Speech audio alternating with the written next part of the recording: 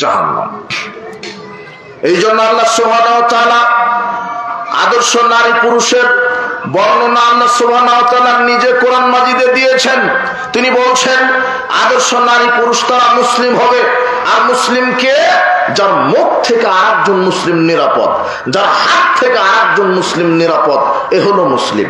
এরপরে মুমিন, মুমিনকে যে খারাপ কাজ থেকে বিরত থাকে আর নেকির কাজে প্রতিযোগিতা করে। মুমিন মানে ঈমান এনেছেন, আল্লাহকে বিশ্বাস করেন, নবীকে বিশ্বাস করেন, পরকালকে বিশ্বাস করেন।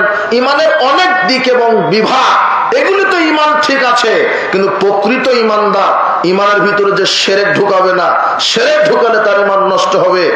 আর তাকওয়ার দিকে আপনার ঈমানের ঘনত্ব তখন হবে যখন আপনি খারাপ কাজ থেকে বিরত রেখে ভালো কাজের প্রতিযোগিতা করবেন।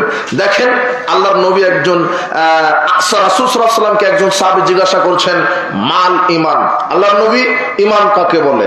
তখন আল্লাহর নবী বলছেন ইজা সাররাতকা হাসানাতকা ওয়া সাআতকা সাইয়্যাতকা। শোনো, যখন তোমাকে ভালো কাজ আনন্দ দিবে আর পাপের কাজ তোমাকে কষ্ট দিবে, ফান্তা মুমিন, তখন মনে রাখবে যে আমার ঈমান ঠিক আছে।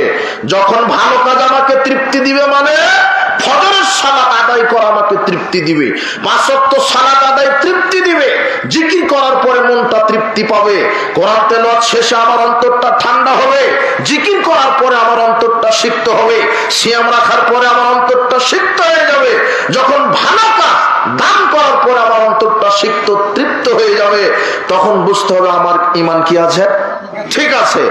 আর যখন খারাপ কাজ আমাকে কষ্ট দিবে, গান বাজনা যার সহ্য হবে না, মাদক সেবন করা যার সহ্য হবে না, জুয়া লটারি গীবাত পরনিন্দা পাপের কাজ যখন আপনাকে কষ্ট দিবে, তখন মনে করতে হবে যে আমার ঈমান ঠিক আছে। কিন্তু সমাজে তো ঘটনা উল্টে, নেকির আমল, সব আমল মানুষকে এখন কষ্ট দেয়, আর খারাপ আমলে মানুষ তৃপ্তি সহকারে উপভোগ করে। একজন